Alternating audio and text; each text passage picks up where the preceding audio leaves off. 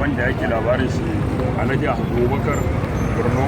Home Center kwana ɗan gora inda za a iya same mu daidai masallaci ɗan gwanjo daidai kan junction Zaria Road. Magunguna da muke bada akan maganin sanyin mara, kankacewa gaba, amosin mara, ko wani iri magani na wanda ya cancanta da a nan da inda an zo an same mu muke bada magani kala-kala. Kuma akan maganin inda mun ka dauki mun kabar an albarkacin annabi Muhammad za a ci nasara,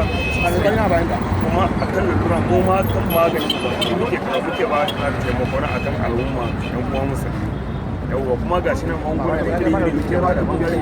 wani ya fi tare kankacewa gaba, wani ya fi tare kudin goyi biyo baya, gloria baya, sai ka yi kaje jimai wajen iyalin ka minti biyar ka gama ka soka, za ka ji gabobin ka suke ciwo, bayan suke ciwo ka tashi da kar ka zauna da kar, muna ba da na shafi muna ba da na sha. Kuma duk wanda muka ɗauki maganin muka bar ɗan albarkacin annabi Muhammadu sai ka zo muna da godiya, kuma sai ka zo ka tabbata Allah ya da zaka san kashe magani. Don masu magani suna suka tara a magani akwai dan na koya akwai dan na gada. Nan kuma in dai muka ɗauki muka bada zaka tabbata magani na kashe na hannun wanda mai, kuma zaka san ka da ɗan na gada da ke ɗan na koya. Kuma ranar Juma'a muna zama a bakin nan